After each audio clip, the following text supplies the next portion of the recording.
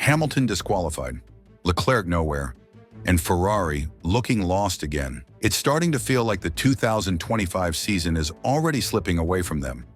And Suzuka might not just be another race, it could be survival. Let's not sugarcoat it. Lewis Hamilton was disqualified in China. Charles Leclerc never got close to the front runners. And Ferrari, the most iconic team in Formula One, left Shanghai exposed and uncertain. What was meant to be a reset turned into something much worse.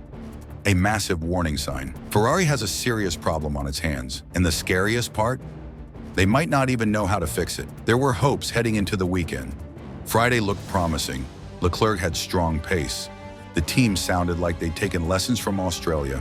But once qualifying came around, and then the race, it all fell apart. Strategy calls didn't land. Radio communication broke down. The car was unstable, overheating its tires. And on track, Leclerc couldn't get near the fight.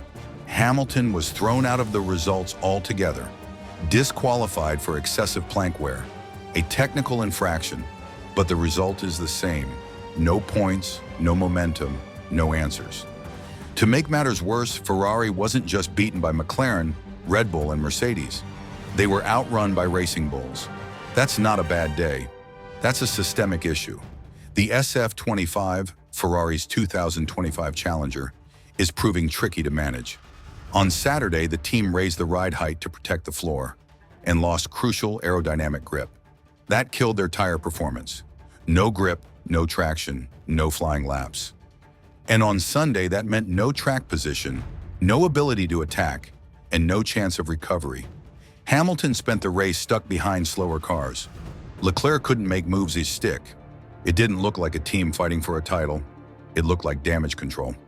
Fred Vasseur is keeping his cool. He says Friday's performance was a better indicator of the car's potential than what we saw in qualifying or the race. Hamilton agrees. He believes the performance is there. They just didn't unlock it in China. But talk is cheap if results don't follow. Suzuka now becomes a turning point. This isn't just about bouncing back. It's about proving that Ferrari can fight, not just for podiums, but to stay relevant in this title race. The question is, how much ground do they really have to make up? Beating the midfield won't be enough. They need to close the gap to McLaren and Red Bull. And right now, even the drivers don't seem to know if that's possible. Leclerc didn't hold back. We were very far off in terms of pace. Hamilton, still adjusting to the team, sounded frustrated too. He's still figuring out what he needs from the car and from the team around him. This car, the SF25, hasn't lived up to the hype. Not yet. And here's the truth. If it doesn't turn around soon, the season might already be lost. Everything, from the engineering to the pit wall, needs to come together. Clean execution, real strategy, genuine pace. Because so far this year, none of that has been consistent. Vasseur can stay calm for now, but that calm has a limit. If things don't change quickly, neither Hamilton nor Leclerc will be able to keep selling the idea that this is a project on track. Suzuka isn't just another race, it's a statement, one way or the other. And now it's over to you. Can Ferrari still turn this around in 2025? Is Hamilton right to keep believing in this project? Or is Japan where the season really starts to slip away? Let us know what you think. 2 races, 0 points. And by the looks of it, 0 patience. Red Bull is on the verge of making a drastic change. Liam Lawson is set to be demoted, with Yuki Tsunoda stepping into the second seat alongside Max Verstappen as early as the Japanese Grand Prix. The decision, according to sources, was essentially sealed right after the Chinese Grand Prix. But behind the scenes, conversations had already started even before the race in Shanghai. And if this all feels a bit rushed, you're not alone. The Formula One community is split, and for good reason. Is Red Bull making a huge mistake by cutting a promising young driver after just 2 races? Or are they simply trying to correct a questionable preseason call? Tsunoda now finds himself in a position that many drivers spend their whole careers chasing, a seat at a top team. For a Japanese driver, it's even more significant. No one from Japan has driven for a front-running team in the modern era of F1. And now Tsunoda gets his chance, and he gets it at home, in Suzuka, with the eyes of an entire nation on him. But here's the catch. He's stepping into one of the most difficult cars on the grid. He hasn't tested it. He'll be under intense media pressure, and he's expected to deliver immediately.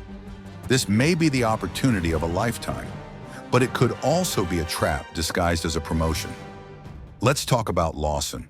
To be fair, Liam Lawson is a talented driver. He proved that in 2023, stepping in for Ricciardo and scoring points in challenging races like Singapore and Austin. He showed maturity and sharp racecraft. He looked ready.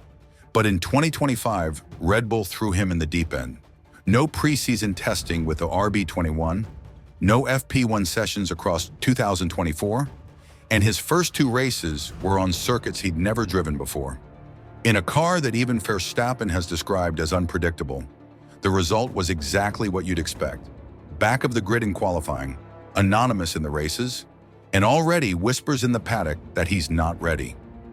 The most surprising part, he wasn't even given the chance to race at Suzuka, the first track this season where he actually has experience. The decision was made before he could even settle in. But maybe this isn't about Lawson. Maybe the real issue is the car. Because here's the pattern. Pierre Gasly, Alex Albon, Sergio Perez, now Liam Lawson, all of them chewed up by the second Red Bull seat.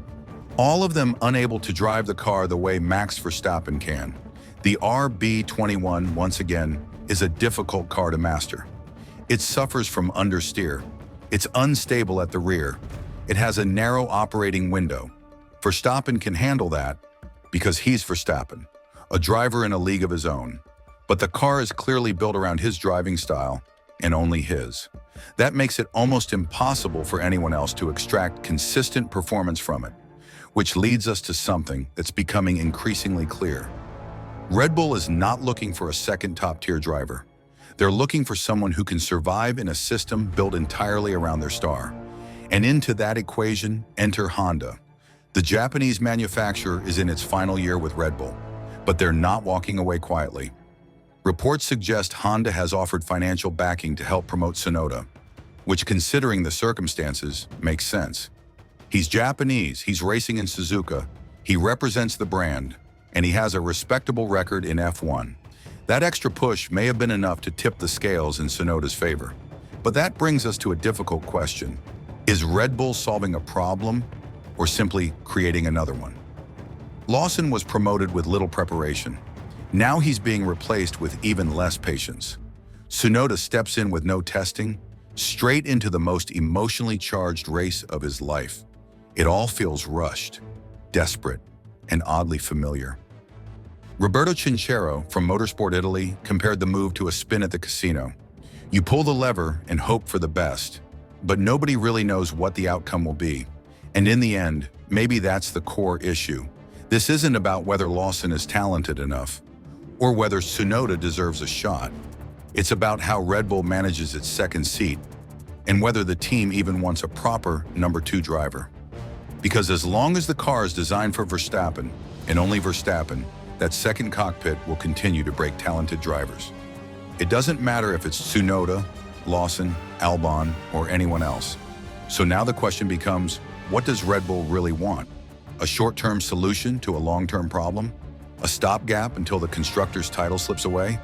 Or are they truly looking to support Verstappen in a realistic, sustainable way? In Suzuka, we'll get more than just a new teammate for Max. We'll get a glimpse into Red Bull's mindset, their priorities, and whether they're willing to confront the deeper issues inside the team. Lawson deserved more time. Tsunoda is stepping into a pressure cooker, and Verstappen, once again, might find himself carrying the entire team alone. Let's see what happens next. But one thing's for sure, all eyes are on Suzuka.